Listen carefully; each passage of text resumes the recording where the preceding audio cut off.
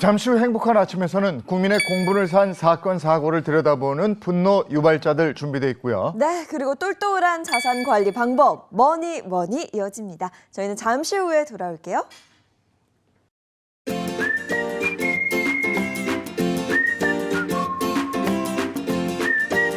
안녕하십니까. 행복한 아침 이재용입니다. 안녕하세요, 정예인입니다. 오늘은 9월 24일 화요일이고요. 사랑을 가장한 사기 행각, 로맨스 스캠이라고 하는데 이게 그렇게 기승을 부리고 있습니다. 그런데 잘 검거하기도 힘들고 검거를 해봐야 양형 기준 자체가 그렇게 낮다고 그래요. 그래서 피해자를 2번 울린다고 하는데 오늘 분노 유발자들에서 들여다보겠습니다. 네, 그리고 뭐니에서는요. 집을 팔아 아들 결혼시키려 합니다. 라는 사연을 준비했습니다. 이 자식의 결혼 그리고 부모의 노후 준비, 과연 2마리 토끼를 동시에 잡을 수 있을까요? 잠시 후 뭐니에서 살펴보도록 하겠습니다. 자, 화요일의 행복한 아침 본격적으로 시작합니다.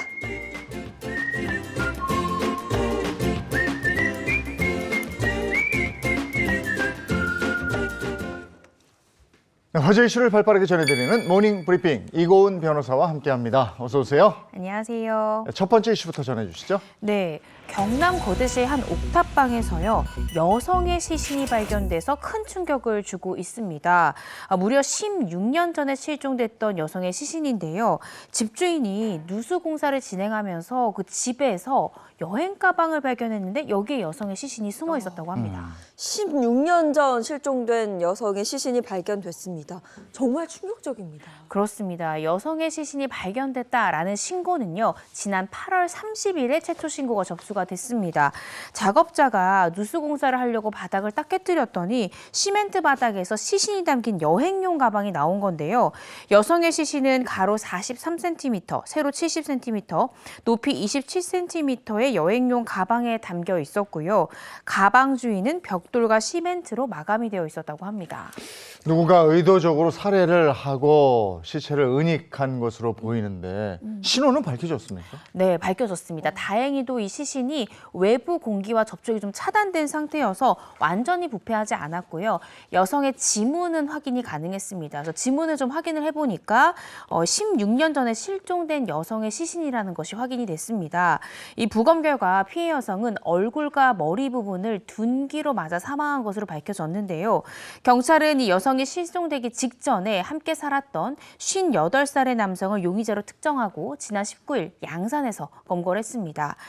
이 용의자 같은 경우에는 2008년에 이 동거 중이던 피해 여성과 말다툼을 벌이다가 감정이 격해져서 피해자를 살해한 것으로 드러났습니다. 네, 그런데 무려 16년 전에 실종된 여성이라면 뭐 실종자 명단이라든가 아니면 뭐 미제 사건에 올라와 있을 것 같은데요. 이 여성을 찾는 사람은 없었나요?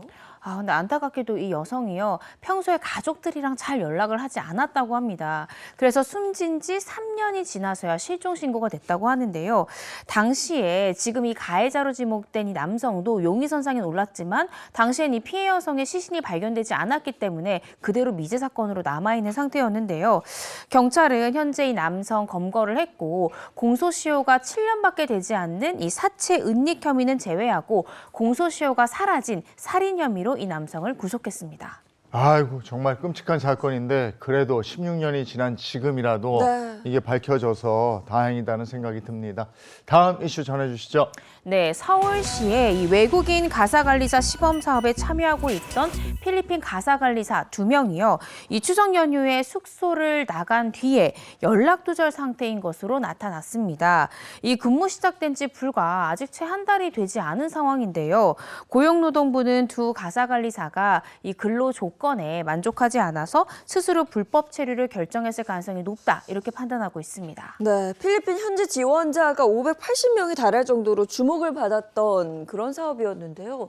무단 이탈이라뇨? 네, 전문가도 사실은 이 시범 사업이 시행되기 전에 어떤 우려를 표했냐면, 만약에 이 가사관리사들이 왔을 때 본인들이 만족할 만한 급여 조건이나 근로 조건이 충족하지 않는다면 인력 이탈이 발생할 수 있다, 이렇게 지적해 왔는데 이 지적이 현실화됐습니다. 됐습니다. 알고 보니까 지난달 20일에 이들의 교육수당 약 96만 원이 체불됐다가 뒤늦게 지급되는 일이 있었고요. 두 번째 급여일이었던 지난 20일에는 2주치 교육수당 106만 원이 지급됐지만 이 45만 원에 이르는 숙소비와 세금, 또 4대 보험 등을 공제한 실수령액이 평균 50만 원 정도였다고 합니다. 실제로 필리핀 가사관리자 사이에서는 제조업에서는 이 주 52시간을 일하면 더 많은 돈을 벌 수가 있는데 가사관리사 같은 경우에는 근무 시간이 적어서 우리가 벌어가는 돈이 좀 적지 않나 이렇게 불만이 나오기도 했다고 합니다. 그런데 이런 불만이 계속되면 계속해서 이탈자가 생길 것 같은데 서울시 입장은 어떻습니까? 네, 서울시에서도요, 이 추가 이탈 방지를 위해서 일단 이 필리핀 가사관리사들한테 개별 이 서한문을 발송을 했습니다. 뿐만 아니라 이 필리핀 대사관이 이탈 사실도 전달을 했고요. 이 급여 지급 방식을 월급제에서 주급제로 변경하는 등 이 근무 환경 개선을 고용부와 적극 협의해서 개선하겠다라는 입장입니다. 또 오늘 중에 간담회를 열어서 이 시범 사업 시행에 따른 이런 고충이 있는지 현장의 목소리에 귀 기울이겠다고 하고요. 또 개선 방안 또한 향후에 마련하겠다 이런 계획을 전하기도 했습니다. 근데 각 가정에서 내는 238만 원이라는 돈도 이게 만만치 않은 돈인데 네. 근데 가사 도우미가 받아가는 돈은 굉장히 또 적은 것 같으니까 이게 뭔가 대책이 좀 있을 것 같아요. 네. 대책이 나와야 될 것 같다 이런 생각이 들고요. 다음 이슈 전해 주시죠. 네, 서울대학교 로고를 무단으로 사용하다가 신고된 병의원 등이 최근 5년간 무려 780여 곳이 넘는 것으로 나타났습니다. 병의원 가면 당연히 많이 보거든요. 그 서울대학교 로고 믿고 가는 건데 지금 그 로고가 가짜일 수도 있다는 이야기예요? 그러니까요. 저도 환자로서 가보면 그 학교 로고를 하면 그 학교 출신인가 보다 이렇게 믿잖아요. 네. 그런데 서울대학교 산학협력단 자료에 따르면요. 이 최근 5년간 이 서울대 로고 무단 사용 신고 건수가 총 787곳, 그리고 업체 수 같은 경우에 409개로 집계가 됐습니다.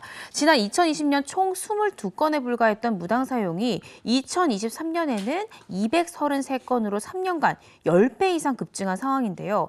업종별로 좀 살펴보면 병의원, 치과 등 보건업이 무려 94%로 대다수를 차지했고요. 이 건강식품 판매업체나 학원, 법률사무소, 특허법인 약국 등도 서울대 로고를 무단 사용한 것으로 드러났습니다. 그 예전에 왜 그 대학에 가서 연수라도 받으면 저 대학 로고 붙여놓고 뭐 이런다고 그랬는데 네. 그냥 무단으로 걸어놓기도 하는 모양인데 이거 불법이잖아요. 네, 그렇습니다. 서울대가 아니라 다른 의대를 졸업한 의사가 뭐 서울대병원에서 인턴이나 전공의 과정을 마쳤다 하더라도 이런 경우에 서울대학교 로고를 쓰면 무단 사용에 해당합니다. 일반 기업 같은 경우에도요, 이 서울대 지식재산관리위원회의 심의를 거쳐서 계약을 체결해야 되고 이 상표권 사용료를 지불해야 됩니다.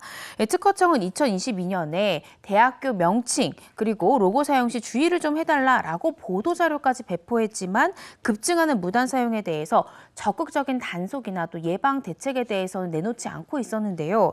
아무래도 이 해당 대학 측의 단속만으로는 현실적으로 그 단속이나 예방에 좀 한계가 있지 않나, 정부의 도움이 좀 필요하지 않나라는 생각이 듭니다. 서울대 로고 무단 사용은 이건 상표권 침해 뭐 이런 것도 있지만 네. 환자를 속이는 거잖아요. 이거 환자는 이거 보고 와 거기 나왔나 봐 이러는데 이거는 속이는 거죠. 대책이 필요해 보입니다. 다음 이슈 전해 주시죠. 네, 서울의 한 바닷가재 전문 식당에서요, 몸통이 절단된 채로 움직이는 랍스터를 손님상에서 올려서 이 논란이 좀 되고 있습니다. 그러니까 절단이 된 채 움직이는 랍스터가 손님상에 그대로 올라갔다는 거죠. 네, 그렇습니다. 어제 여러 온라인 커뮤니티에는요, 인스타에서 너무하다고 난리난 랍스터 식당이라는 제목으로 이 서울의 한 식당에서 촬영된 영상이 좀 공유가 됐는데요. 이 영상 내용을 좀 살펴보면 이 식탁에 올려진 랍스터가 왕관을 쓰고 있습니다. 보시면 한 손에는 지금 한 집게에는 이 편지, 그리고 한 집게발에는 꽃 한 송이를 짚고 있는데 자세히 보시면은 몸통은 절단된 채로 움직이는 그런 영상입니다. 이 영상 속 남성은요, 당시 찍은 영상을 올리면서 살아있는 랍스터가 만세를 하면서 반겨줬다. 그러다가 버터구이찜으로 뱃속을 책임져준 랍스터 고맙다. 이렇게 적었는데요. 이에 대해서 다수의 누리꾼들 반응을 좀 보면 음식을 조리하고 섭취하는 방식이 비윤리적인 거 아니냐라는 비판적인 반응들이 나오고 있습니다. 최근에 일부 해외 국가에서는 무척추동물 조리법을 동물보호법으로 정하자 이런 움직임도 있죠. 맞습니다. 영국은 이미 고통을 느끼게 각각류를 끓는 물에 넣는 거나 이런 것들이 다 불법으로 지금 현재 규정이 되어 있습니다. 왜냐하면 바닷가재나 게, 문어, 오징어 등과 같은 무척축 동물도 이 고통을 느낀다 이런 의견에 따라서 그런 것인데요. 이 살아있는 바닷가재와 문어 등은 기절을 시킨 다음에 끓는 물에 넣거나 요리할 때 고통 없이 죽여야 된다라는 것이 해당 입법 취지의 골자입니다. 하지만 한국의 현행 동물보호법 같은 경우에는 동물을 어떻게 규정하고 있냐면 고통을 느낄 수 있는 신경체계가 발달한 척추동물이다라고 규정하고 있기 때문에 이 무척추동물 같은 경우에는 현행 이 동물보호법상 적용을 받지 못하는 상황입니다. 정말 이 지구에서 사람으로 태어나지 못했으면 어떡할 뻔했나 싶어요. 네. 잔인해요. 네. 자, 오늘 여기까지 하겠습니다. 이고은 변호사와 함께했습니다. 고맙습니다. 고맙습니다. 네, 이어서 날씨 한번 알아보겠습니다. 마지원 기상캐스터 나와주세요.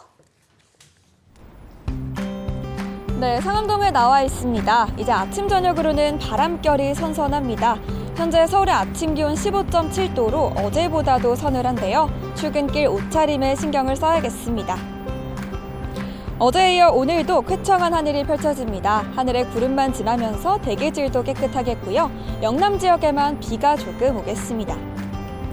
한낮에는 서울 27도, 광주 28도까지 오릅니다. 일교차가 10도에서 15도 안팎까지 벌어지겠고요. 낮 동안 볕도 강해서 자외선 차단에 신경을 써야겠습니다. 당분간 해안가를 중심으로 높은 너울이 밀려듭니다. 저지대가 침수될 수 있는 만큼 해안가 접근은 삼가하시기 바랍니다. 이번 주는 무난한 초가을 날씨가 이어집니다. 바깥 활동하시는데 큰 무리는 없겠고요. 내일도 영남과 제주에만 비가 조금 오겠습니다. 기후변화로 가을이 점점 짧아지고 있습니다. 오늘은 높고 푸른 하늘 꼭 한번 올려다 보시고요. 눈 깜빡하면 지나갈 계절을 틈틈이 만끽해보는 건 어떨까요? 지금까지 날씨였습니다.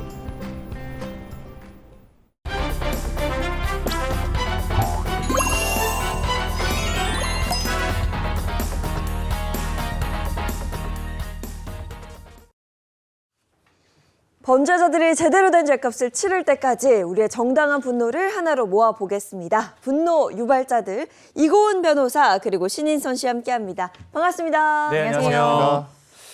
네, 로맨스 스캠 범죄가 기승이다. 이렇습니다. 로맨스 스캠. 이게 뭔지 뜻부터 알고 가야죠. 네, 용어 들어보신 분들도 있을 것 같긴 한데요. 로맨스, 사랑이란 뜻이죠. 근데 여기에 스캠이라는 사기, 이 해당 용어가 합쳐지면서 사랑을 이용한 사기다. 이렇게 이해하시면 될 것 같습니다. 주로 이 SNS를 통해서 이성에게 접근한 뒤에 호감을 얻고요. 그리고 나서 그 신뢰와 호감을 이용해서 돈을 뜯어내는 수법을 사용을 합니다. 외로운 중장년층이 주로 이제 타겟팅이 되긴 하지만 그렇지만 SNS 사용이 잦은 20대, 30대가 피해를 입는 케이스도 점점 늘고 있습니다. 특히나 이 코로나 이후에 비대면 소통이 좀 늘게 되면서 피해자가 증가하는 추세를 보이고 있는데요. 경찰청의 통계를 좀 보니까 올해 8월까지 피해 건수가 무려 이 920건이 접수가 됐고요. 피해액이 545억 원에 달한다고 합니다. 올해만 그만큼의 피해가 발생했고 이 피해 액수도 상상을 초월하는데요. 네, 그렇습니다. 월 평균만 보더라도요. 131건, 월 피해액이 78억 원에 달하는 어마어마한 수치를 보이고 있습니다. 근데 수법이 유사한 보이스피싱과 좀 비교를 해봤을 때 건당 피해액이 오히려 로맨스 스캠이 더 피해액이 큰 것으로 나타나고 있는데요. 왜냐하면 로맨스 스캠 자체가 사랑, 애정을 이용해서 이제 이런 사기를 하는 이런 수법이기 때문에 워낙 기간도 장기간이고 피해 수도 여러 번 이렇게 되다 보니까 총 액수나 이런 건수에 대한 피해액이 이 보이스피싱보다 훨씬 더 큰 것이 현실입니다. 네, 믿었던 사람에게 사기를 당한다. 정말 얼마나 하늘이 무너질까요? 오늘의 분노 유발자 주제 공개합니다. 가짜 사랑에 속은 사람들, 로맨스 스캠입니다. 클릭비의 김상혁 씨도 얼마 전에 한 방송에 출연하셔서 로맨스 스캠 피해 사실을 고백하셨더라고요. 네, 맞습니다. 김상혁 씨 같은 경우에 어떻게 피해를 입었는지 그 범행 방법을 좀 살펴보면요. SNS로 알게 된 여성과 처음에는 일상적인 대화를 나누면서 김상혁 씨가 친해졌다고 해요. 그러다가 어느 날 그 여성이 비트코인을 하냐 이렇게 물어봤다는 겁니다. 그랬더니 자신의 계좌에 달러를 넣어두면 이 배당금을 받을 수 있다라는 말로 이 여성이 김상혁 씨를 꼬드겼다고 해요. 그래서 김상혁 씨 입장에서는 지금까지 대화를 많이 나누기도 했고 호감이 있는 사람이니까 우선 하나에 시범 삼아서 100만 원을 먼저 보냈다고 합니다. 그랬더니 정말 거짓말처럼 6시간마다 배당금이 딱딱 들어오더라는 거죠. 6시간. 네, 그래서 이 말이 거짓말이 아니었구나. 이거 사기가 아니구나. 이렇게 덜컥 믿었고요. 그래서 이 외국인이 또 얘기합니다. 나 총 2억 정도 자산 굴리는 사람이다. 이렇게 또 얘기를 한 거예요. 그래서 돈을 추가로 넣게 됐다고 하는데요. 하지만 결국에는 사기라는 사실을 깨닫고 송금을 멈췄는데 그때는 이미 2천만 원을 날린 뒤였다고 합니다. 아유. 그럼 이게 처음에 100만 원에 대한 배당금은 미끼였네요. 자기 믿게 하려고. 맞아요. 아니 도박도 그렇다고 하잖아요. 처음에 이제 초보자들이 도박판에 네. 가면 그냥 따게 해준대요. 어. 일부러 그러는 거죠. 네. 그렇게 해서 이제 점점 빨려들게 했는데 김상혁 씨가 중간에 멈췄기에 망정이지 계속했으면 이제 피해가 굉장히 커졌을 텐데요. 네. 근데 이게 일명식도 없었단 말이에요. 만나보지도 않은 사람한테 이렇게 돈을 넣었다. 왜 그랬나 이런 생각이 들거든요. 근데 사실 이런 뭐 기사나 사건을 보면 전 절대 안 그럴 것 같은데 근데 이제 그 상황에 딱 놓여지게 되면 나도 모르게 그럴 수 있다는 거잖아요. 이게 뭐가 씌인다고 그러죠. 맞아요. 그렇죠. 네. 어떻게 속을 수 있냐 많은 분들 궁금하실 텐데 아까 김상혁 씨 케이스도 보면은 먼저 그 여성이 다가와서 얘기를 막 하면서 친밀감을 형성했다고 하잖아요. 이 로맨스 스캠 사기 사건의 이 굉장히 범행 수법이 대화를 많이 나누면서 이 피해자와 라포, 이 친밀감을 형성을 합니다. 그러다 보니까 자연스럽게 신뢰감이 생기고 믿고 돈을 송금하고 또 중간에 한번 이렇게 배당금을 주고 하니까 막상 이 피해자가 되면 깜빡 속는 경우가 굉장히 많다고 하는데요. 사실 최고의 로맨스 스캠 사기를 벌인 사건 얼마 전에 있었죠. 대한민국을 떠들썩하게 했던 사건인데요. 바로 전청조 씨 사건이 있었습니다. 이 전 펜싱 국가대표 남현희 씨가 재혼을 하겠다라고 알린 뒤에 수십억 대의 투자 사기를 벌여서 구속 기소된 전청조 씨의 경우에 즉석 만남 어플리케이션에서 결혼을 원하는 부유한 20대 여성 행세를 하면서 교제를 빙자해서 임신과 결혼 비용 명목으로 돈을 뜯는가 하면 또 주민등록증을 위조해서 이번에 또 남성 행세를 하면서 사기 행각을 벌인 사실이 드러나기까지 했습니다. 네, 정말 성별을 넘나든 희대의 사기 사건이었었는데 이것도 로맨스 스캠 범죄에 해당되는군요. 맞습니다. 그런데 이 로맨스 스캠 사기 사건이 우리나라뿐만 아니라 전 세계적으로 피해자가 늘고 있는 모양새입니다. 피해자를 보는 인식 때문에 피해를 입어도 제대로 신고하지 못하는 이런 암수 피해자까지 있다라는 것까지 고려해봤을 때 실제 피해의 규모 엄청 더 클 것 같습니다. 네. 앞서서 김상혁 씨는 비트코인 핑계를 대서 이제 사기 행각이 이어졌는데 네. 이게 대체 어떤 수법을 쓰는지 알면 좀 네. 대처하기 쉬울 것 같아서 어떤 것들이 있습니까? 일단 로맨스 스캠 같은 경우에 몇 가지의 유형이 있습니다. 가장 대표적인 첫 번째 유형이 일단 그 가해자 자신이 내가 해외에 있는 사람이다 혹은 파병 중인 병사다, 미군이다 이렇게 신분을 속이는 경우가 굉장히 많은데요. 그러면서 이 호감형의 외모 또 그럴듯한 직업을 내세워서 다가오는 경우가 많기 때문에 피해자들 입장에서는 마치 로맨스에 빠지는 거예요. 내가 해외에 있는 굉장히 잘생긴 이성 혹은 예쁜 이성과 뭔가 해외에 있는 사람과 애틋한 사랑을 하는 것이 아니냐라는 감정을 느끼게 되면서 빠져드는 경우가 굉장히 많다고 합니다. 그 태양의 후예 드라마 보면 네. 송중기 씨가 군인으로 나오잖아요. 네. 이렇게 멋진 사람이 나를 좋아한다? 사랑에 빠지게 되는 거죠. 네, 맞습니다. 그리고 또 다른 유형이 하나 있는데요. 온라인 게임이나 이 소셜미디어 오픈 채팅을 통해서 같은 곳에서 이런 피해자를 물색합니다. 아까는 뭔가 불특정 다수를 대상으로 했다고 하면 여기는 오픈 채팅을 통해서 피해자를 딱 물색한 다음에 연인 사이로 발전을 시킵니다. 그래서 말이 연인이지 실제적으로 이 만남을 시작하면 직접적인 만남은 갖은 핑계를 대면서 만나지를 않아요. 그런데 상대방의 감정을 이용해서 친밀감을 쌓고 결국 금전을 요구하는 사기 사건으로 끝나는 케이스가 있습니다. 게임을 같이 하다가 사랑에 빠지는 그런 경우네요. 이게 게임을 하다가 이제 결혼을 했다라는 그런 커플을 만나봤는데 와, 이거는 사람의 마음을 이용한다는 건 정말 나쁜 사람들이 나쁜 거죠, 이거. 그러니까 이 로맨스 네. 스캠이 악질적인 게 사람의 마음을 흔들어 놓잖아요. 그래가지고 이걸 이용을 하는데 또 인정받고 싶은 욕구를 건드려서 이 사람에게 또 사기 행각을 벌이고 이러는 거잖아요. 네, 저도 사실 뭐 게임같이 비현실적인 공간에서 뭔가 현실감을 느끼게 하는 뭐 그런 멘트라든지 네. 뭐 감정을 느끼면 혹할 수도 있을 것 같긴 한데 예전에 제가 SNS에서 메시지가 하나 왔어요. 오. 신인선 씨 팬입니다. 그런데 요즘에 너무 상황이 힘들고 어려워서 돈을 좀 요구하는 그런 팬분들이 여러 분 계셨는데 제 팬이니까 저도 해드리고 싶었거든요. 네. 근데 계정을 들어가서 보니까 그게 불확실한 불확실한 계정이더라고요.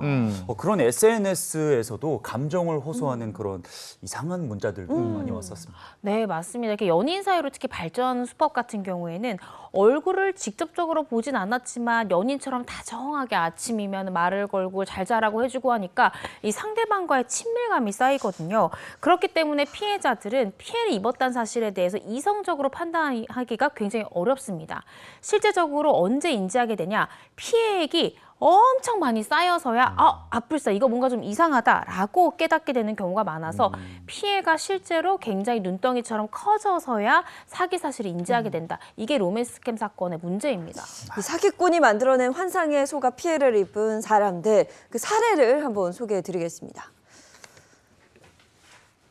자, 이혼 뒤 혼자 지내던 50대 여성 A씨에게 어느 날, 그러니까 54살, 네, 54세 사업가라며 미국의 한 남성이 SNS로 친구 신청을 해왔습니다. 오. 둘은 친구를 맺고 함께 대화를 나눴는데요.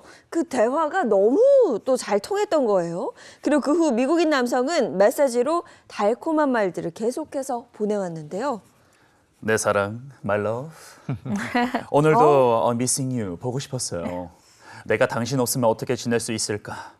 당신이 날 너무 행복하게 만들어. 당신은 내 사랑이야. 저런 달콤한 멘트로 현혹시켜서 빠져들 수밖에 없게끔 하는군요. 그러니까요. 달콤한 말에 또 젠틀한 멘트. 정말 저라도 사실 가짜라는 거 모르면 저라도 훅 속아버릴 것 같아요. 네, 그래서 혼자 지내던 A씨는 20대 시절 연애할 때 그 설렘, 풋풋한 감정을 느꼈다고 합니다. 게다가 멀리 떨어져 있었기 때문에 더욱 애틋했다고 하는데요. 그러던 어느 날이었습니다. 그 남성은 자신이 한국에 와서 사업을 하겠다고 이야기를 꺼냅니다. A씨는 뭐 너무나 반가웠죠. 그래서 밤새 그에게 할 말을 영작하고 또 번역하며 설레는 시간을 보냈는데요. 또 알고 지낸 지 2개월 만에 A씨는 SNS로 프로포즈, 그러니까 청혼까지 받게 됩니다. 남자는 자신과 결혼해서 한국에서 함께 살자며 프로포즈를 했는데요. 자신의 돈을 한국으로 먼저 보낼 테니 그 돈이 정상적으로 입금이 되면 한국으로 들어가겠다. 이런 이야기를 했습니다. 이거 돈을 달라고 한 게 아니라 돈을 먼저 주네요? 네, 보내겠다는 거죠. 이러니까 깜빡 속는 겁니다. 그래서 이 미국인은 나의 4년치 월급인 240만 달러를 먼저 보내겠다 이렇게 이 여성에게 얘기합니다. 와. 이게 하나로는 무려 26억 원에 달하는 엄청 큰 금액이에요. 그러니까 이 여성 입장에서는 나 프로포즈 받았지 거액의 재산까지 나한테 준다고 하지 얼마나 꿈에 부풀었을지. 그래서 굉장히 새로운 사랑에 대한 기대감과 나 정말 영화처럼 외국 남성이랑 이렇게 사는 거 아니야? 굉장히 기대를 했다고 하는데요. 심지어 주변에 어머어머 나 국제 결혼할 것 같아 이런 말까지 했다고 합니다. 미국의 부유한 사업가가 돈 다 들고 네. 난 당신하고 결혼하기 위해서 한국에 가서 그냥 살게요. 이게 이제 얼마나 설레고 누구나 또 신데렐라의 꿈을 한 번쯤은 꾸잖아요. 그런데요, 어느 날 이 국제은행이라는 곳에서 메일 한 통이 딱 왔습니다. 근데 뭐라고 왔냐? 240만 달러를 받으려면 수수료 2,500달러를 먼저 선납하세요라는 내용이었던 거죠. 그래서 피해 여성 A씨는 어차피 결혼도 약속한 사이고 이렇게 거대한 재산 준다는데 수수료가 뭐 그렇게 대수냐라고 생각하고 의심 없이 송금하러 은행에 가게 됩니다. 근데 너무나 다행인 게 은행에 갔는데 은행 직원이 뭔가 이상하다라는 느낌을 감지를 한 거예요. 그래서 다행이다. 이거 돈 받을 사람한테 확인 전화 해보셔야 되는 거 아니에요 하면서 확인 전화를 했는데 그 전화가 계속 끊어지더라는 거예요. 그래서 의심스러운 마음에 이 직원이 일단 보내지 마시고 좀 기다려봐라 라고 하면서 1시간 정도를 기다렸습니다. 그러니까 갑자기 돈 왜 수수료 안 보내는 독촉 전화가 온 거예요. 그때서야 이 A 씨는 이게 사랑이 아니라 사기였구나 이걸 깨달았다고 합니다. 아니 그 은행 직원분은 진짜 상 줘야 돼요. 너무 잘했네요. 돈을 보내지 않아서 일단 정말 천만다행인데 그 사기꾼의 정체는 뭐였어요? 미국 사업가 행세를 했던 이 사기꾼 그 정체가요. 서아프리카에 본부를 둔 국제 사기단이었습니다. 국제 사기단. SNS 연애를 가장해서 돈을 뜯어내는 수법을 사용했는데요. 이 나이지리아, 라이베리아, 이 가나 등 서아프리카에 본부를 두고 세계 곳곳에서 조직적으로 움직이고 있었던 단체입니다. 피해자가 입금한 돈을 찾는 입금책, 송금을 유도하는 중간 보스, 그리고 각 나라를 책임지는 지부장이 세계 곳곳에 퍼져 있었는데요. 한국의 중간 보스가 활동하던 곳은 주로 이태원이었던 것으로 나타났습니다. 와, 세계적인 사기단이라니 아프리카에서 한국 먼데 규모가 엄청나네요. 그러니까요. 근데 이들이 가장 많이 사칭한 직업이 뭐였냐? 미군을 사칭한 경우가 굉장히 많았다고 합니다. 실제로 5년 전에도 이 미군을 사칭해서요. 피해자들에게 돈을 뜯어낸 사기단이 경찰에 붙잡힌 적이 있었는데요. 이들은 아프리카 라이베리아인 5명으로 구성되어 있었고요. 그들의 숙소에서 이 뭉칫돈과 또 범행에 쓰인 휴대전화 여러 대가 발견되기도 했습니다. 이게 SNS를 통해서 미군 여군이라고 이렇게 사진 딱 올려가지고 저도 받았어요. 그래서 저도 많이 받았거든요. 그래요? 그런 것도 여기에 해당될 수 있다고 생각하는데 국가정보원이 어쨌든 로맨스 스킴 사기의 배후에 국제 범죄 조직이 존재한다 이렇게 밝혔는데 야 국제 범죄 조직 이거 처벌할 수 있습니까? 사실 현실적으로 좀 어렵습니다. 왜냐하면 이 국제조직 범죄 같은 경우에 주범이 해외에 있는 경우가 많기 때문에 사실은 이 국제수사 공조가 제대로 이루어지지 않으면 주범의 이름이며 연락처며 소재지를 확인할 길이 없거든요. 근데 이거는 비단 국제 범죄뿐만 아니라 국내에서도 사실은 이런 로맨스 스캠 사기 사건 같은 경우에는 이 피의자들이 자기 이름 쓰는 사람 없잖아요. 대포폰 쓰거나 네. 인적사항을 숨기거나 이런 경우들이 많기 때문에 실질적으로 만약에 내가 이런 피해를 입었다라고 하면 단순히 민사소송만 제기하는 것이 아니라 형사고소를 통해서 그 해당 가해자의 신상부터 특정하시는 것이 중요합니다. 네, 사업이나 뭐 투자 등의 명목으로 돈을 뜯어내는 이 로맨스 스캠이 있다면 상대방을 연민하게 만들어 돈을 뜯어내는 로맨스 스캠도 있다고 하는데요. 소개해 주시죠. 네, 이번에는 40대 여성의 피해 사례입니다. 이 40대 여성 B 씨는 SNS에 나 멕시코에 살고 있다라고 얘기하는 한국 남성을 알게 됩니다. 그리고 굉장히 친해졌는데요. 처음엔 좀 의심을 했지만 이 남성이 자신의 여권과 사원증 등 이 사진이 있는 신분증을 보내왔고요. 사진을 딱 봤더니 이목구비 뚜렷하죠. 굉장히 미남형의 얼굴이 딱 있었다는 겁니다. 거기다 신분증까지 보여주니까 당연히 여성은 이 남성을 신뢰할 수밖에 없었죠. 그러면서 메시지를 계속 주고받으면서 서서히 이 남성에게 마음을 열었다고 합니다. 이번에는 해외에 있지만 한국 남성이네요. 네. 아무래도 외국인보다는 좀 더 신뢰가 한국인 여성분이 이렇게 갈 수도 있는데 게다가 얼굴도 잘생겼고 공개됐고 마지막으로 신분증까지 이렇게 딱 주니까 신뢰가 가죠. 네, 믿게 되는 거죠, 뭐. 아 게다가 잘생겼잖아요. 이게 일대 끝났네. 처음에 인상을 보고 호감이 생겨야 이게 로맨스가 시작이 되는 거니까 네. 야 이게 또 대화는 또 얼마나 젠틀하게 잘했겠어요. 그러니까요. 이게 보니까 그 사기꾼들이 굉장히 탄탄한 스토리를 짠다고 해요. 빈틈없이. 그래서 믿게 만들고 그러면서 이제 이성적인 판단이 좀 흐려지게 되는 건데요. 좀 더 자세히 듣고 싶어요. 네, 그런데 얼마 뒤에 이 남성이 멕시코에 연락을 합니다. 나 소매치기 당했다라면서 연락을 해봤는데 걱정이 된 이 40대 여성 B 씨가 어떻게 된 상황이냐 이렇게 물어보니까 이 남성이 나 소매치기 당해서 돈이 없어서 호텔에 쫓겨났고 억울하게 교도소에까지 수감됐다 이렇게 메시지를 보낸 뒤에 연락이 두절돼 버립니다. 걱정돼. 얼마나 걱정이 됐던지 이 B 씨가 멕시코 대사관에 연락을 해가지고 한국인 남성이 이런 일을 겪었다면서 도와달라고 대사관에 연락까지 하게 됩니다. 이거 거의 뭐 드라마 같은데 제가 좋아하던 사람이 소매치기 당한 뒤에 호텔에서 쫓겨나고 교도소까지 가면은 어떻게 대사관에 연락해야죠. 애가 타죠. 예, 네. 얼마나 애가 어떻게 탔겠어요. 근데 멕시코 대사관에서 신고를 받고 이 남성을 추적을 했습니다. 어? 그런데 신분증에 나와 있던 그런 훈훈한 메모에 그런 사람 없었습니다. 그래서 모두 다 거짓말이었고요. 알고 보니 이 B 씨를 상대로 한 사기극이었다라는 것이 그제서야 밝혀졌습니다. 아니 그래도 이걸 대사관에 빨리 신고를 했고 그 덕분에 금전적인 피해는 없었네요. 아, 그랬으면 좋았겠지만요. 안타까운 게 이 여성이 대사관에 연락하기도 전에 먼저 5천만 원가량을 이미 보냈었다고 합니다. 아이고. 왜냐면 이 남자가 호텔비 없어 쫓겨났다고 하니까 도와주고 싶잖아요. 그래서 호텔비 보내주고 또 이런 명목 저런 명목으로 돈을 계속 보내달라고 해서 5천만 원을 이미 피해본 이후였습니다. 아하. 네, 아, 이렇게 믿었던 사람에게 배신을 당하는 이 모든 게 사기였다는 걸 알게 됐을 때, 아, 그 충격 얼마나 클까요? 국내에서 일어나는 그 로맨스 스캠의 피해 사례도 굉장히 많았습니다. 로맨스 스캠 피해자 모임이 있을 정도로 그 규모가 저희가 생각하는 네. 것보다 훨씬 더 컸는데요. 호감을 갖고 연락하던 남성에게 금전적인 피해를 당한 그 피해 사례 한 번 더 보겠습니다. 네, 소개팅 어플을 사용하던 여성 C씨가 한 남성으로부터 어느 날 친구 신청을 받았습니다. 호감형 외모에 친절한 말투에 신뢰가 갔다고 하고요. 대화도 잘 통해서 금세 이 남성과 가까워지게 됩니다. 그 남성이 뭐라고 얘기했냐면 어릴 적 내가 이민을 가서 사업차 좀 한국으로 귀국을 했는데 지금 코로나19가 기승이라 잠깐 호텔에서 나 자가격리 중이다. 이렇게 말했다고 어허. 해요. 야, 이 수법도 가지가지인데. 오. 참 이번엔 어떤 방법으로 금전을 요구할지 이것도 또 궁금합니다. 네, 그렇게 이제 연락을 이어가던 중에 어느 날 남성이 이렇게 얘기를 합니다. 아니, 내가 사둔 코인이 있는데 유효 기간이 3일밖에 남지 않아서 그 전에 찾지 않으면 이 돈 다 날리게 된다라고 얘기를 하면서요. 그러면서 이 여성한테 나 대신 돈 좀 찾아달라 이렇게 부탁을 합니다.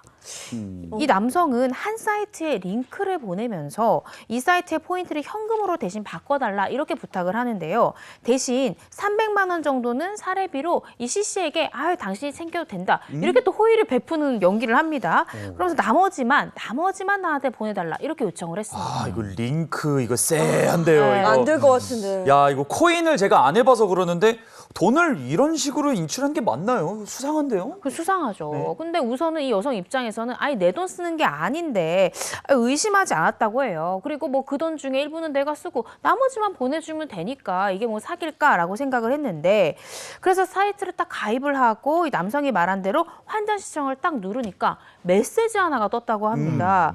신규 회원은 일주일 뒤에나 환전할 수 있습니다라는 메시지가 뜬 거죠. 근데 이분이 사흘 남았다고 했는데 일주일 뒤에 환전할 수 있다는 게 무슨 말입니까? 그러니까요. 그러니까 이 여성이 3일 뒤에 사라지는 돈이라고 했잖아요. 마음이 급한 거예요. 그 사흘 안에 찾아야 되는데 그래서 조급해진 마음에 그럼 어떻게 하면 좀 빨리 돈을 찾을 수 있습니까? 이렇게 문의했더니 수수료를 내시면 지금이라도 환전하실 수 있다. 이렇게 답변이 왔다고 해요. 아, 이것도 결국 목적은 수수료였던 거예요. 네, 그렇죠? 맞습니다. 이게 사람 심리를 이용하는 건데 지금 당장 내가 빨리 하지 않으면 이 큰 돈이 사라진다라고 생각을 하게 되니까 막 수수료를 내서라도 이 돈을 막 지켜주고 싶은 거죠. 예. 그렇습니다. 피해자도 같은 마음이었는데요. 초조해진 마음으로 수수료를 지불했지만 이 해당 사이트 상담원은 그 외에도 이 명목, 저 명목 내면서 계속 추가 송금을 유도했던 거예요. 결국 이 여성 여러 군데다 부탁해가지고 돈을 빌리고 해가지고 융통해서 돈을 송금하게 됩니다. 아이고. 아, 이거 뭐 사이트 상담원이고 뭐고 다 한패예요. 네네. 네. 아니 그래서 얼마나 잃은 거예요? 이 여성이요 무려 1,414만 원을 와. 잃었다고 합니다. 이 뒤늦게 피해 사실을 알고 보니까 같은 수법으로 당한 이 피해를 당한 사람들이 굉장히 많았다고 하고요. 이 같은 방법으로 사기를 당한 사람들의 피해 액수가 총 16억 원에 달했다고 합니다. 하하. 아니 근데 지금 보니까 이런 범죄가 나날이 진화하고 있거든요. 다양한데 이거 못 잡는 건가요? 아까 말씀드렸듯이 이런 범죄들이 주범들이 해외에 있거나 혹은 해외에 서버를 둔 경우가 많아서 국내에서 사실은 이런 총책을 잡는 게 굉장히 어렵습니다. 또 문제가 뭐냐면 사실은 저는 이 로맨스 스캠이 보이스피싱과 다르지 않다고 생각을 하거든요. 근데 보이스피싱은 양형 기준이 굉장히 높아져서 이 하부의 수거책이나 인출책만 해도 실형이 선고되는 경우가 굉장히 많습니다. 근데 그에 비해서 로맨스 스캠 같은 경우에는 처벌 수위도 낮고요. 또 하나의 또 중요한 차이점이 뭐냐면 보이스피싱 같은 경우에는 내가 피싱 사기를 당했다 이러면 이 해당 가해자의 계좌를 다 동결시켜 버릴 수 있는 지급 정지 제도가 있어요. 네. 근데 로맨스 스캠 같은 경우에 이런 지급 정지 제도를 사용할 수 없다는 점도 또 하나의 차이인데 이런 부분에 대한 개선이 좀 필요할 것 같습니다. 그 이게 보이스피싱이나 각종 피싱 범죄에 준해서 하면 될 것 같은데 네. 그게 또 안 되는군요. 그러면 이런 피해를 당했을 때 어떻게 해야 됩니까? 일단 본인이 만약에 피해를 당했다 이런 생각이 드시면요. 그간의 대화 내역을 다 캡처하셔야 됩니다. 그리고 가해자의 신원을 특정할 수 있는 번호랄지 뭐 어떤 SNS 아이디랄지 다 캡처를 하셔가지고 수사기관에 얼른 신고해서 도움을 받으셔야 됩니다. 그래서 사실은 아까 말씀드렸듯이 이 실제 선고 형량이 이제 차이가 보이스피싱보다는 이게 좀 낮은 것이 그간의 예였지만 지금 또 많이 높아지고 네. 있거든요. 얼른 피해 내용을 신고해야 후에 주범이 잡히더라도 피해를 변제받을 수 있다는 거 꼭 기억하셨으면 좋겠습니다. 네. 이 요즘에 AI 기술이 굉장히 많이 발달했잖아요. 뭐 좋은 의미로도 이게 사용이 많이 되고 있는데 이 딥페이크 요게 또 문제인데 로맨스 스캠에 이용하기도 한다면서요? 네, 맞습니다. 실제로 상대방이 일론 머스크인 줄 알고 속아서 7천만 원이라는 거액의 돈을 빼앗기는 사례도 있었습니다. 이 여성은요, 평소 동경하던 일론 머스크와 소셜미디어를 통해서 친구를 맺게 됐다가 이렇게 큰 피해를 당하게 됐다고 합니다. 이게 세계적으로 유명한 사람이 저한테 얘기를 걸고 이런 것 자체가 사실 좀 의심을 먼저 해야 되는 건데 네. 저게 속기 힘들 것 같은데? 속기 힘들 것 같은데 이 여성이 왜 당했냐면요. 이 여성은 일론 머스크라고 주장한 남성과 영상 통화를 했다고 합니다. 그러니까 직접 내 눈으로 일론 머스크를 본 예. 거죠. 보고 나서야 믿게 됐는데 얼굴도 목소리도 야. 그냥 일론 머스크였다고 합니다. 그 남성은 이 팬들의 자산을 불려주는 것이 나는 행복이다, 기쁨이다라고 이야기를 하면서 자신의 대신 투자해, 그러니까 자신이 대신 투자를 해서 너의 돈을 불려주겠다 이런 이야기를 했다고 하는데요. 여기에 속아 넘어간 여성 7천만 원이라는 굉장히 큰 돈 사기를 당했습니다. 야, 일론 머스크가 그렇게 바쁜 사람일 텐데 개인의 돈까지 굴려주겠습니까? 그러니까요. 근데 SNS를 통해서 보면요, 이런 세계적인 유명한 사람들이 접근하는, 저도 몇 번 있었어요. 나는 한국에 뭐 누구와 한번 얘기를 하고 싶다 이러면서. 근데 저 사람이 다 하고 이러면서 전 안 했거든요. 네. 자, 이런 AI 기술을 통해서 목소리뿐이 아니고 이제 얼굴까지, 외모까지 조작하는 게 가능하다 보니까 이게 범죄에 악용되는 사례도 많을 것 같아요. 맞습니다. 근데 아까 말씀드렸듯이 문제가 이 로맨스 스캠 사기 사건에 적용되는 법률이나 법안이 좀 없다라는 것이 현실적으로 문제였습니다. 그런데 지난 2020년에 로맨스 스캠을 포함해서 요즘 사기 사건이 범행 방법 점점 고도화 진흥화되잖아요. 이런 걸 좀 막기 위해서 다중사기방지법이 발의가 됐는데요. 근데 안타까운 건 국회에 발의는 됐지만 아직 계류 중인 거예요. 얼른 이게 통과가 돼야 될 텐데 정말 안타깝고요. 얼른 이 부분, 이 사기 사건 굉장히 진흥화되어 있기 때문에 해당 발의안이 빨리 국회에 통과될 수 있도록 국회의원분들이 좀 힘을 쓰셔야 되는 것이 아닌가라는 생각이 듭니다. 국회 계류 중인 게 한두 건입니까? 네.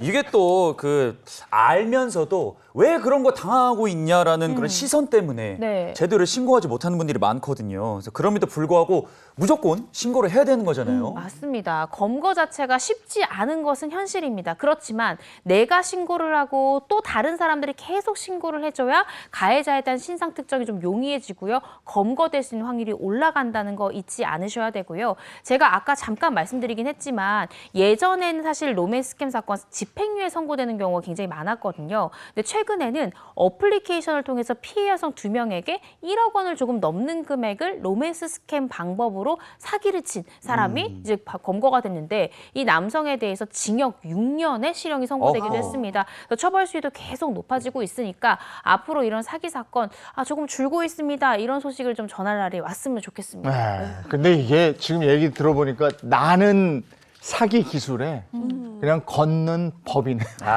네, 그러네요. 자, 이고은 변호사와 함께했습니다. 고맙습니다. 고맙습니다.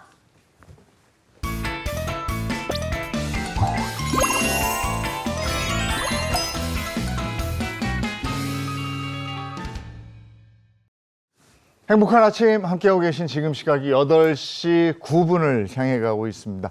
이번엔 돈에 대한 얘기 좀 나누죠. 머니 시간입니다. 네, 오늘은 또 어떤 사연을 만나볼지 기대가 되는데요. 자, 오늘의 고민은요.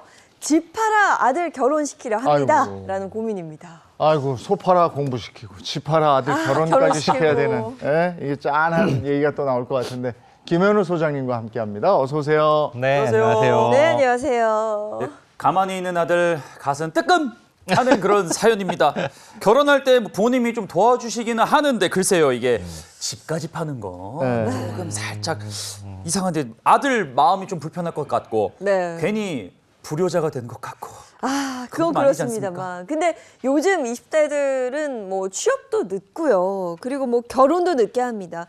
집값은 또 워낙 비싸고. 네. 그럼 모아서 내가 뭐 집을 사서 결혼할 수가 없다 보니 뭐 집을 스스로 장만하는 건 꿈도 못 꾸죠. 뭐 하늘의 별 따기다라고 하더라고요. 젊은이들한테 우리가 젊음이 미천이다 뭔들 못하겠느냐 얘기를 하면서도 참 측은한 것이 우리 땐 그래도 열심히 일하고 저축하고 하면 집 한 채 샀어요. 네. 근데 요즘 젊은이들은 뭐 집값이 워낙에 뛰다 보니까 그렇게 못하는 형편이다 이러니까 안타깝기도 하고 그렇습니다. 근데 집 한 채 달랑 있는데 이걸 가지고 애 결혼시켜 아우 이거 무리 아닌가. 막 답답하죠. 네. 근데 이제 부모 입장에서는 얼마나 좀 안쓰럽겠어요. 네. 지금 이야기한 것처럼. 그래서 내가 집을 팔아서라도 이 아이를 좀 도와줄까 이런 생각이 좀 드는 것 같습니다. 어떠세요? 지금 이 자리에 유일한 아버지. 아니 집 이제 팔고 말하면서, 내가 네. 거리에 나앉을 순 없잖아요. 네. 그러면 나중엔 걔한테도 부담이에요. 아우. 그러니까 요걸 지키면서 현명하게 어떻게 할 수 있는 방법을 찾았으면 좋겠는데 아유 깝깝하네. 이게 뭐 부모님의 마음이 다 그런 것 같은데 네. 이게 뭐 결혼 시기가 늦어지는 만큼 부모님도 이제 연세가 많아지시니까 노후 걱정을 안 하실 수가 없잖아요. 네, 바로 그 점이 문제인 것 같아요. 요즘에 보면은 뭐 30대에 결혼하는 게 일반적이잖아요. 그러다 보니까 자녀들이 결혼할 나이에는 이미 부모님들이 은퇴를 하시는 경우들이 많이 있습니다. 그런데 그렇게 은퇴한 이후에 갖고 있는 자산이 집 한 채밖에 없는 경우가 많다 보니까 이런 경우에 이 딜레마에 빠지는 경우가 많이 있습니다. 작년에 통계청에서 발표한 자료가 있는데요. 은퇴 시점의 자산 분포 현황을 조사를 해봤습니다. 그랬더니 실물 자산, 즉 부동산이 4억 4천만 원이고 금융 자산이 9천만 원 이렇게 나타났거든요. 그러니까 총 자산의 82%가 부동산 자산이라는 거죠. 대부분의 자산, 특히나 이제 주택의 자산이 모두 다 몰려 있다 보니까 이 집을 처분하지 않으면 딱히 활용할 만한 자산이 없는 게 현실입니다. 집이 뭐 여러 채면 모를까 내가 지금 살고 있는 집 한 채가 전부인데 이걸 팔고 자녀를 지원해 주는 거 굉장히 부담될 거고요. 그리고 판다고 결정을 하더라도 여러 가지 고려해야 될 사항이 많은 게 사실입니다.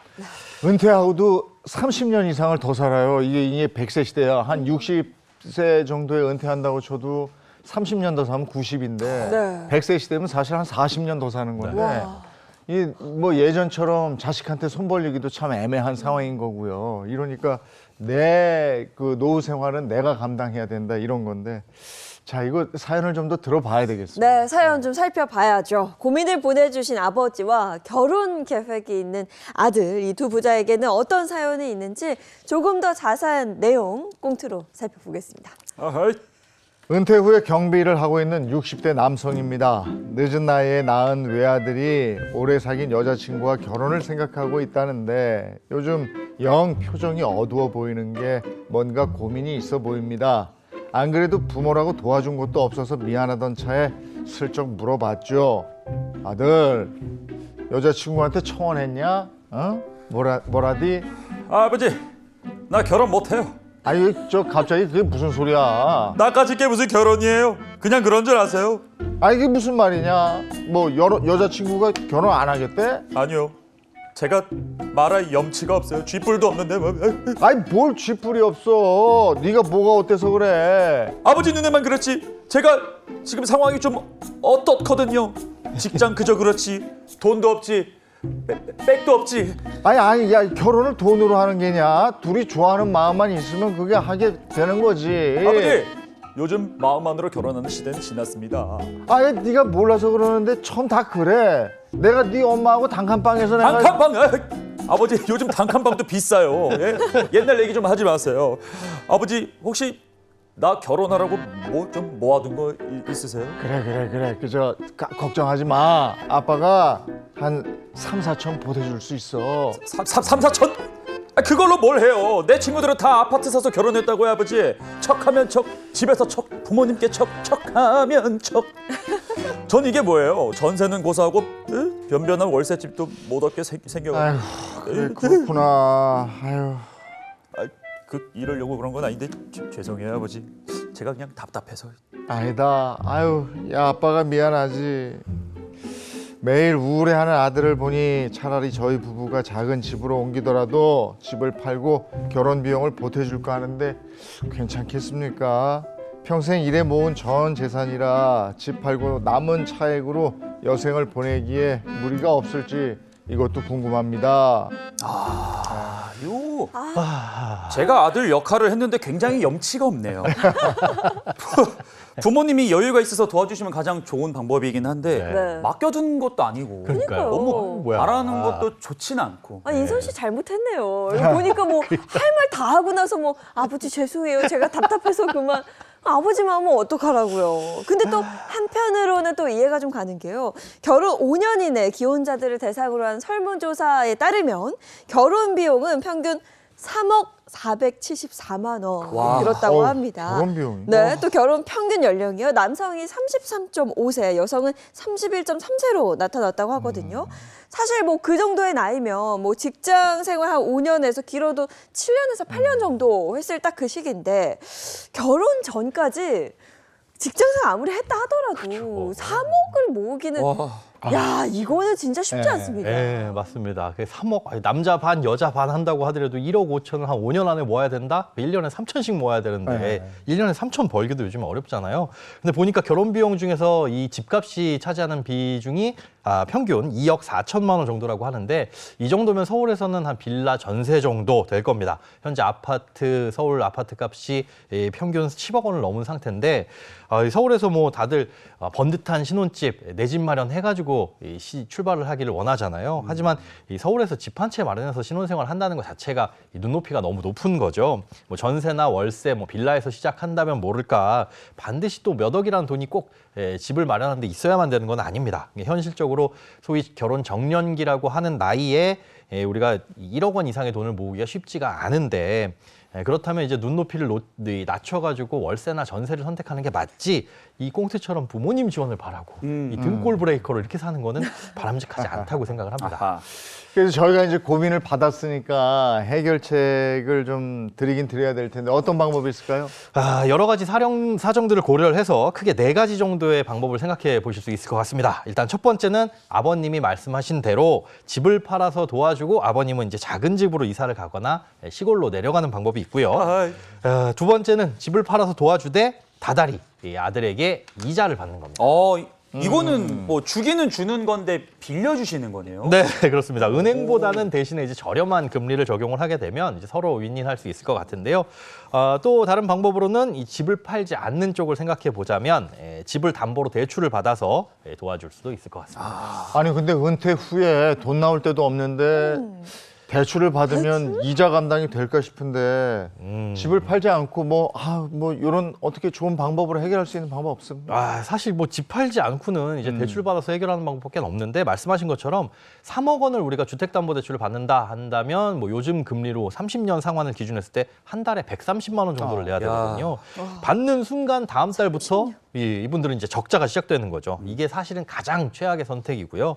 돌려받을 수 없는 돈이잖아요. 사실 아들한테 주는 거는. 그런데 대출을까지 받아가지고 이 돈을 준다? 이거는 사실 말이 안 되는 거죠. 혹여 이제 우리가 친구한테 돈을 빌려준다고 해도 대출을 받아서 빌려주는 거는 말도 안 되는 일이라고 보시는데 이렇게 자녀한테 결혼을 지원해주기 위해서 대출 받아서 그 자금을 지원해준다? 이거 노후를 망치는 지름길이라고 볼 수 있습니다. 그러면 뭐 답 나왔네요. 마지막 방법은 마음만 도와준다. 네. 마음만. 사실은 맞나요? 제 생각으로는 가장 추천하는 방법이 바로 이 마음만 도와주는 건데요.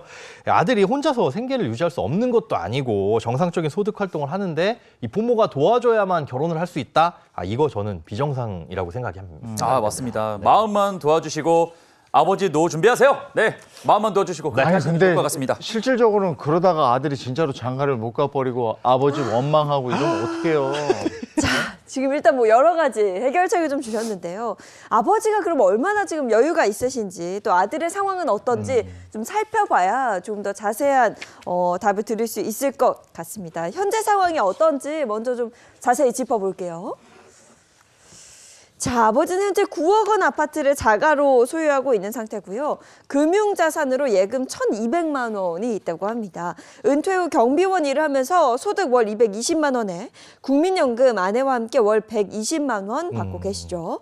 그리고 퇴직연금 월 35만 원, 개인연금 월에 25만 원 해서 60만 원 연금을 받고 있는 상황이고요. 현재 수입이 종합해보면 400만 원 정도 있는 상황입니다. 은퇴 후에 부부의 적정 생활비가 324만 원, 최소 생활비가 231만 원이라고 그러니까 월 400만 원이면 뭐 부부가 살아가기에는 괜찮은데 이렇게 보면 뭐 그냥 지금은 사는 데는 부족함은 그렇죠. 없어요. 두 분 그죠? 사시기에는. 이 두 분 노후 준비 굉장히 잘하셨어요. 일단 보면은 대출 없이 주택을 소유하고 있다는 게 가장 긍정적입니다. 뭐 무슨 일이 생겼을 때 어떤 식으로든 이 주택을 활용할 수 있는 여지가 있으니까요. 또 수입도 나쁘지 않은 상황이긴 한데요. 다만 이제 걱정이 되는 건 이 경비원 계약직으로 일을 하고 계시다. 이게 보통 1년 계약직인데 언제까지 이 일을 하실 수 있을지 이 불투명한 상태이기 때문에 이 부분도 좀 염두에 두고 계획을 세우셔야 될 것 같습니다. 네. 자, 그럼 현실적인 상황을 한번 자세히 살펴보도록 하죠. 아까 전에 이제 해결책을 4가지 정도를 주셨는데요. 뭐 아버님께서 이제 도움을 줘야겠다라고 마음을 먹은 이상 마음만 도와준다 이 항목 앞서 있었죠. 그 항목과 또 파산의 지름길인 뭐 대출을 받아 도와준다 그 부분은 이제 삭제를 하도록 하겠습니다. 그럼 이제 남은 선택지가 딱 한 2가지 정도 나오거든요. 집을 처분해서 결혼 자금을 보태주는 것, 그리고 낮은 이자로 돈을 빌려주는 건데 돈을 빌려주려고 해도 어쨌든 아니야 집을 처분해하고 이거 낮은 이자는 대출 받는 거잖아요. 그렇죠. 어쨌든 이 방법 뭐 어떻게 해야 되는 거지? 그래야 뭐 자금이 생기는 거니까. 그렇죠. 지금 9억짜리 아파트를 매매를 하시면 네. 사실 이게 어렵겠지만 9억보다 더 비싸게 파는 게 더 이제 차액이 남으니까 그거를 아들한테 줄 수 있으면 아버지 노후 생활에도 차액으로 좀 이렇게 커버를 가능하지 않을까요? 네, 내 집을 내 맘대로 비싼 가격에 팔 수 있으면 얼마나 좋을까요? 제발 근데 좋은 땅이어야 돼. 네, 그게 안 되니까 사실 답이 없습니다. 예를 들어서 이 빌라 전세금을 3억 원으로 잡고 이 돈을 아들한테 주겠다, 지원해 주겠다라고 한다면 최소한 이분이 집을 팔아서 3억 원 정도의 차액은 남겨야 되잖아요. 네. 그러려고 한다면 지금보다 집값이 싼 곳으로 이사를 간다거나 아니면 시골, 변두리로 내려가야 된다는 건데 이게 이 외곽 지역이나 시골로 이사 갈 경우 인프라가 문제입니다. 특히나 이제 병원에서 거리가 멀게 된다면 이건 단순히 불편함을 넘어서 안전에도 좀 문제가 생길 수도 있는 거거든요. 네. 게다가 이제 연세도 점점 많아지시기 때문에 지금보다 병원 갈 일이 더 많아지셔서 맞아요. 함부로 이렇게 이전하시는 건 좀 걱정이 됩니다. 네, 그리고 지금 상황을 보면 일을 하고 계시잖아요. 아파트 경비원 일을 하고 계시기 때문에 만약에 이제 다른 지역으로 이사를 가실 경우에는 가서 직장을 또 다시 구해야 하는 그런 상황인 거죠. 그렇죠. 또 외곽이나 시골 지역 같은 경우에는 서울보다 뭐 도심 지역보다 일자리 찾기도 더 어려우실 거고요. 게다가 지금까지 쭉 오랜 세월 살아오시면서 형성된 커뮤니티를 버리고 생소한 곳에 가신다? 이거는 모험이 아니라 저는 도박이라고 생각이 됩니다. 그렇기 때문에 지금 살고 계신 이 환경, 이 근처에서 조금 더 이제 작은 집으로 이사를 가시면서 차익을 남기는 게 중요할 것 같습니다. 근데 지금 이제 노후 대책이라는 것이 아파트 한 채 하고 연금 나오는 거, 뭐 경비를 하고 있습니다만은 어쨌든 노후 생활비가 얼마나 들까 이것도 한번 따져봐야 되는 거잖아요. 네, 봐야 합니다. 그래서 현재 어느 정도를 쓰고 계시는지 이거부터 한번 살펴볼게요. 자, 보시면 지출 내역입니다. 관리비 25만 원, 식비 80만 원, 또 생활비 35만 원, 경조사비 15만 원, 통신비 8만 원, 교통비 15만 원, 여가 생활비 20만 원, 예비비 20만 원 등 그러니까 뭐 적어도 월에 한 250만 원 정도는 있어야 현재와 같은 생활을 유지할 수 있다고 정리할 수 있겠습니다. 근데 지금 하고 있는 경비일이 뭐 언제까지 지속될 거다 이건 뭐 예측하기 어려운 거고 그렇죠. 그렇게 되면 수입이 400만 원에서 180만 원으로 줄고 그러면 수입보다도 지출이 더 많은 상황이 되는데 이걸 어떻게 충당해야 되죠? 네, 일단 가지고 계신 자산이 금융자산 1,200만 원 그리고 주택분이잖아요. 그러니까 네. 갖고 계신 자산 중에 주택 이용해서 연금을 받으시는 방법이 가장 현실적이면서 도움이 될 수 있을 것 같습니다. 결혼 자금으로 일부를 자녀에게 떼어준다라고 하셨으니까 나중에 뭐 집을 상속해줄 생각 이런 거는 버리시고요. 일단 떼줄 건 떼주고 그리고 집을 담보로 연금을 받아서 평생 산다. 이렇게 생각하시면 될 것 같습니다. 네, 그러니까 앞서 지출 금액 쓰는 돈이 250만 원이면 뭐 버는 돈은 뭐 당연하지만 그 이상이 되어야 하는 그렇죠. 거잖아요. 기존 연금들을 합치면 180만 원인 이 상황에서 최소 70만 원 이상은 주택연금에서 받아야 한다 이런 계산이 좀 서네요. 그렇습니다. 이 최소 필요 금액이 70만 원이니까 아무리 적어도 한 월 100만 원 정도는 받으면은 조금 여유가 생기겠죠.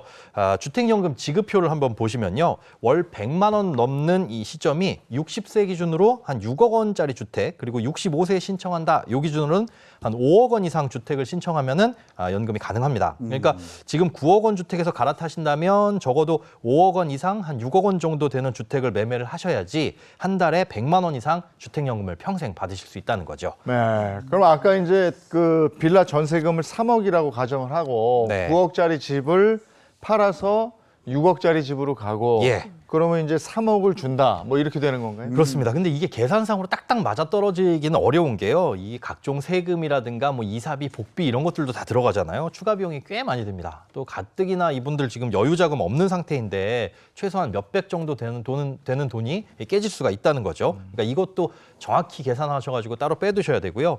그래서 한 5억 원짜리 주택에 이사를 간다라고 했을 때 3억 원을 자녀에게 준다라고 계산을 해보시면 여기에 이제 남는 돈이 조금이라도 있다면 이 필요 비용이라고 쓰시고 그리고 남는 건 또 여유자금, 비상금, 생활비로 좀 보태시면 좋을 것 같습니다. 그러면 5억 주택에 대한 주택연금은 얼마나 되는 거예요? 네, 주택연금액은 이제 부부 중에 연소자, 나이가 어리신 분을 기준으로 이 계산이 되는데요. 예를 들어서 아버지의 나이가 65세라고 하더라도 어머니의 나이가 60세다라고 한다면 주택연금은 이 어머니 나이 60세의 기준으로 맞춰서 지급이 됩니다. 60세를 기준으로 했을 때는 5억 원 정도면 98만 9천 원 정도가 나오고요. 65세에 신청한다 그러면 120만 1천 원. 이게 이제 평생 동안 나올 수 있습니다. 이게 부부가 모두 사망할 때까지 연금이 지급되기 때문에 연소자를 기준으로 지급이 되는 거죠. 자, 그럼 일단 부모님은 작은 집으로 이사를 가시는 걸로 됐습니다. 그럼 이제 이 3억 원, 아들에게 줄 3억 원 그냥 주면 되는 건가요, 소장님? 아니죠. 그냥 딱 주고 축하한다 이러면 끝날 것 같지만 이 문제가 필연적으로 발생을 할 수밖에 없습니다. 이것도 문제예요? 네. 훅 퀴즈? 훅 퀴즈입니다. 증여세! 야, 맞습니다. 그냥 못 주죠. 저 세금 있죠. 네. 흔히 뭐 내 아들 결혼하는데 내가 돈 좀 보태주는데 어때? 라고 생각하기 쉬운데 이 세금 이렇게 만만하게 보시면 정말 큰일 날 수 있습니다. 증여세는 타인한테 무상으로 어떤 돈을 제공을 받을 때 이 받는 사람이 내는 세금인데요. 가족 간에는 그래도 이 정도는 줄 수 있어 하고 세금을 매기지 않는 공제가 되는 구간이 있습니다. 그게 이제 배우자는 6억 원까지는 세금이 없이 줄 수가 있고요. 직계 존속, 이제 아들이나 딸한테 준다라고 했을 때는 5천만 원까지는 세금 없이 줄 수가 있는데요. 증여세 세율 표를 한번 보시면요. 단순히 이제 3억 원을 증여받을 때 아들이 내야 할 세금은 5천만 원을 공제한 2억 5천만 원대에서 세금을 내야 되거든요. 이에 대한 세율이 20%입니다. 이걸 적용하게 되면 4천만 원이라는 세금을 내야 합니다. 4천만 원 증여세를 내면 아들이 가진 전 재산이 2천만 원인데 머리 아파. 아니 어떻게 그런데 어떻게 돼요? 요즘 바뀐 거 있잖아요. 결혼할 때는 좀 더 좀 해주지 않아요? 네, 그렇습니다. 이제 결혼 장려, 출산 장려를 위해서 이제 자녀들이 결혼할 때 이 증여를 해주는 거에 대해서 좀 증여세 공제 한도를 늘렸는데요. 올해부터는 혼인의 경우 양가 합쳐서 3억 원까지 증여를 받을 수가 있습니다. 와. 이게 받는 사람을 기준으로 세금을 내는 거라서 결혼하는 아들의 경우에는 부모님으로부터 1억 5천만 원을 받을 때까지는 증여세가 없죠. 그러니까 다시 이걸 포함해서 계산을 해보게 되면 2천만 원을 그래도 세금으로 내야 합니다. 아까보다 한 3배 늘었네요. 그러니까 3억 원을 받아도 내가 쓸 수 있는 돈은 2억 8천. 그렇죠. 그렇죠. 세금 내고 나면 2억 8천만 원 쓸 수 있습니다. 자, 그럼 지금까지 알려주신 걸 바탕으로 아버지의 노후 플랜을 한번 짜보겠습니다. 자, 5억 원의 주택으로 이사를 갔을 때 주택연금을 생활비로 활용하실 수 있는데요. 65세를 기준으로 약 120만 원의 주택연금이 나오고요.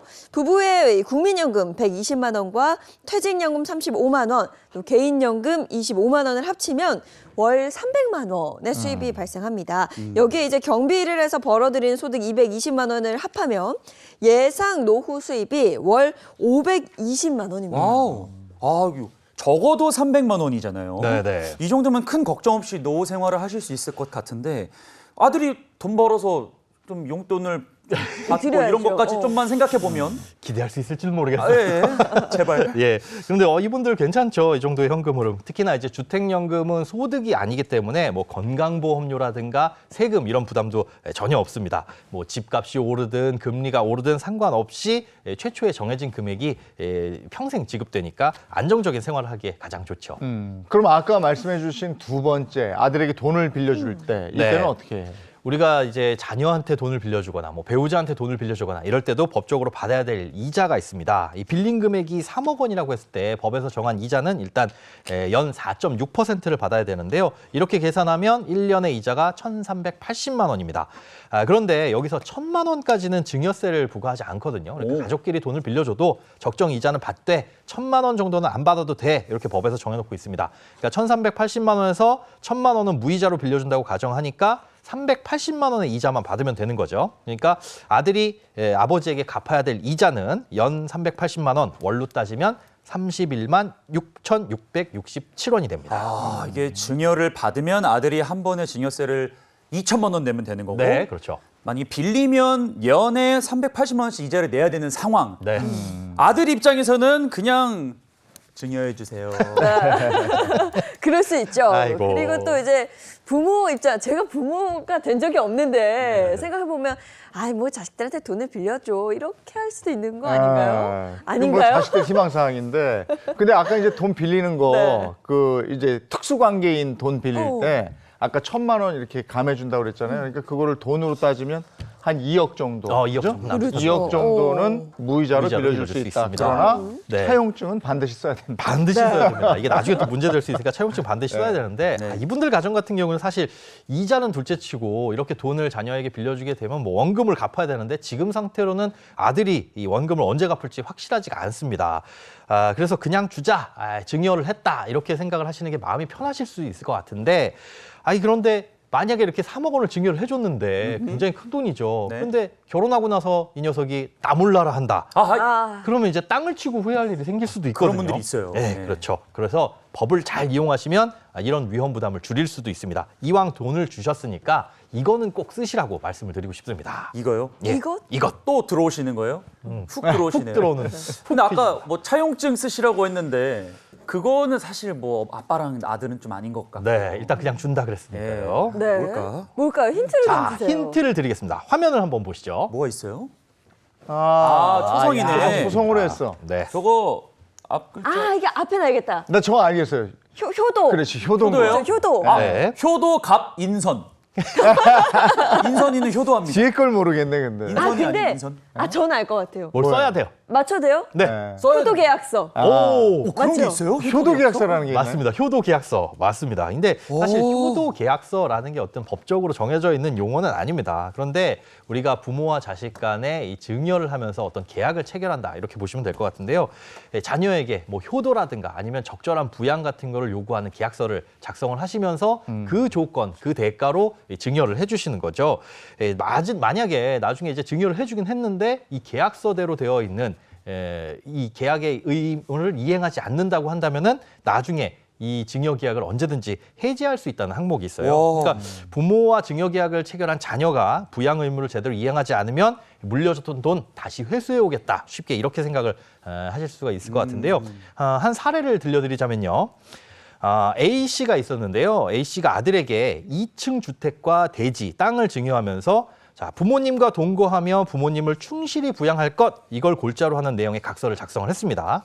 자, 증여를 받은 뒤 그런데 아들의 태도가 돌변했습니다. 아, 오. 급속하게 이 부모님의 건강이 악화됐는데 이 건강이 악화된 어머님의 간병을 하지도 않고 또 주택 1층에 살면서 2층에 사는 부모님을 찾아오지도 않았어요. 와. 이 부모님을 누가 봐도 충실하게 부양하지 않은 거죠. 그래서 아버지는 아들이 이 부모 이 부담을 이행하지 않았다 이렇게 주장하면서 증여 계약을 해지하는 의사를 표시했는데 야, 자, 이거 법원에서 어떻게 판단했을까요?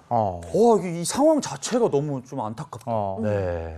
도와주긴 도와줬는데 야, 이거 어떻게 됐지? 나 몰라라 한 이 자녀. 네. 대법원은 아버지의 손을 들어서 증여받은 재산 다시 원상 회복해라 라는 판결을 내렸습니다. 이 법이 좋네. 그러면 이 아드님은 어떻게 집에서 쫓겨나나요? 어떻게 되는 거죠? 원상 와, 이런 방법이 있었군요. 아. 그러니까 아들에게 증여는 해줘도 돼. 효도 계약서를 작성해서 혹시 있을지도 모르는 아. 그런 서운한 상황을 방지할 수 있다는 건데 야. 효도계약서 정해진 양식이 있는 거예요?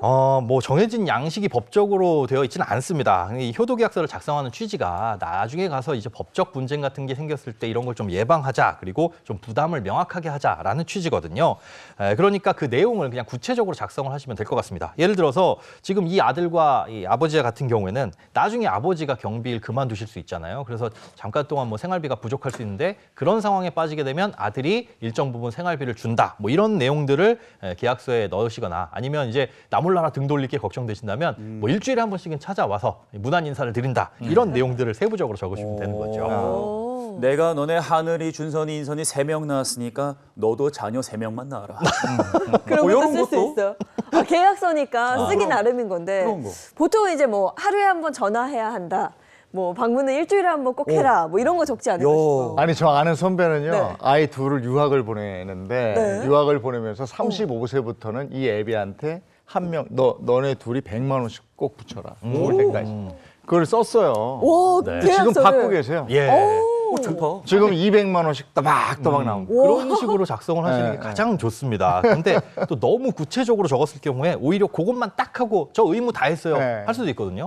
예를 들어서 하루에 한 번 전화한다. 이걸 꼭 해야 돼라고 썼는데 띠리링 여보세요 아버지 전화했습니다. 그러고 뚝 끊고 할 거 다 없어. 기분 나쁘지. 아주 이거 안 하는 일만 못하죠. 그렇죠. 그리고 이제 뭐 편찮으실 때 병원 가야 되는데 나 몰라라 하고 남의 일 있냐 이러면은 이게 사실 더 속이 상하죠.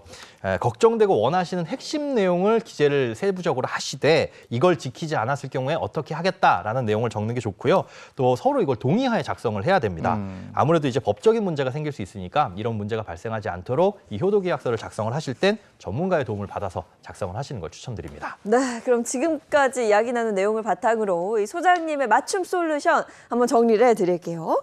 자, 기존에 9억 원 아파트를 처분을 해서 5억 원 주택을 취득한 후에 주택연금으로 돌리시면 되고요. 나머지 3억 원은 아들에게 주겨 후에 효도계약서를 반드시 작성하실 것을 또 당부드립니다. 나머지 1억 원가량은 기타 비용으로 충당하고 나머지는 노후 자금에 보태시면 되겠습니다. 65세 기준으로 주택연금 수령하실 경우 5억 원 주택 기준 월 120만 원 수령할 수 있고요. 기존 연금들과 또 경비원으로 일하는 근로 수입까지 합하면 예상되는 그 노후 수입 월 520만 원입니다.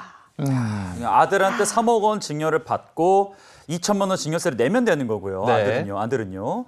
2억 8천만 원에다가 이제 본인들이 조금씩 돈 모아가지고 결혼을 하면 되는 거고요. 빌라 전세 얻고 계약서 쓰고 효도하고 노래 살살살 불러드리면 아주 훌륭한 솔루션이 나왔는데 선생님. 그렇죠. 아니 어쨌든 부모님이 작은 집으로 가게 됐고 네. 그리고 이제 아이는 그 돈으로 이제 뭐 전세 얻거나 뭐 해서 살면 되는 건데 네. 아, 생각 같아서는 야 집으로 들어오려면 들어오고 아니면 말든지 이랬으면 딱 좋겠어. 맞습니다. 네. 저도 그랬으면 좋겠습니다. 오늘 솔루션 어떠셨어요? 예, 사실 이런 고민 하시는 부모님들 많이 계실 거예요. 그런데 만약 내 노후와 자녀 이 두 가지를 저울질해야 된다라고 한다면 저는 무조건 노후에 무게를 두셔라라고 말씀을 드리고 싶습니다. 사실 정상적인 자녀라면 부모님의 노후를 갉아먹으면서까지 본인의 어떤 미래를 위해서 뭐 결혼을 위해서 챙기려고 하진 않겠죠. 자녀가 노후까지 완벽하게 책임져 주겠습니다라는 확실한 보장이 없다면 적정한 선을 그어주시고 노후를 대비하시는 게 맞다고 생각이 됩니다. 사실 내 노후가 흔들리면 아이들도 부담스러워요. 맞습니다. 그 네. 어르신들 그거 어떡할 거냐고요. 그러니까 내 노후부터 탄탄히 챙기시는 게 좋고 요즘엔 자녀 리스크라는 말이 워낙에 많이 들리기 때문에 그 냉정할 때 냉정하셔야 돼요. 예. 예, 오늘 고맙습니다. 고맙습니다. 네, 날이 정말 선선해졌죠. 네. 이제 뭐 긴 소매 옷차림이 전혀 어색하지 않습니다. 오늘 날씨 어떨까요? 마지원 기상캐스터 나와주세요. 네, 상암동에 나와 있습니다. 지난주만 해도 열대야에 잠을 못 이뤘는데요. 불과 며칠 사이에 공기가 바뀐 게 신기합니다. 아침에는 다소 선선해서 감기 조심하셔야겠습니다. 맑고 투명한 가을 하늘이 펼쳐졌습니다. 구름 한 점 없이 가시거리도 탁 트였고요. 대기질도 상쾌해서 산책하기 더할 나위 없이 좋겠습니다. 한낮에는 대부분 25도를 웃돌겠습니다. 당분간 평년 기온을 2, 3도가량 웃돌 텐데요. 서울은 27도, 광주는 28도가 예상됩니다. 당분간 해안가를 중심으로 높은 너울이 밀려듭니다. 저지대가 침수될 수 있는 만큼 해안가 접근은 삼가시기 바랍니다. 네, 이번 주는 무난한 초가을 날씨가 이어집니다. 바깥 활동하시는데 큰 무리는 없겠고요. 내일도 영남과 제주에만 비가 조금 오겠습니다. 주황빛 코스모스가 피어나고 은빛의 억새도 색을 뽐내고 있습니다. 마치 오래도록 가을을 기다려온 모습인데요. 이번 주말에는 사랑하는 사람들과 가을 나들이 떠나보시는 건 어떨까요? 지금까지 날씨였습니다. 새벽녘에는 바람이 쌀쌀해요. 저 문 열어놓고 자다가 문 닫았어요. 네, 중간에. 계절의 변화가 정말 빠릅니다. 근데 가을 하늘 저는 어제 올려다봤는데 너무 좋죠. 정말 예쁘더라고요. 근데 순식간에 지나가거든요. 오늘 낮에는 한번 맑고 파란 가을 하늘 올려다보셨으면 좋겠습니다. 좋은 하루 보내시고요. 저희는 내일 아침 7시 30분에 돌아올게요. 행복한 아침, 행복한 하루 되십시오. 고맙습니다. 고맙습니다. 즐겨봐 너의 세상 플레이 더 넥스트 채널 A.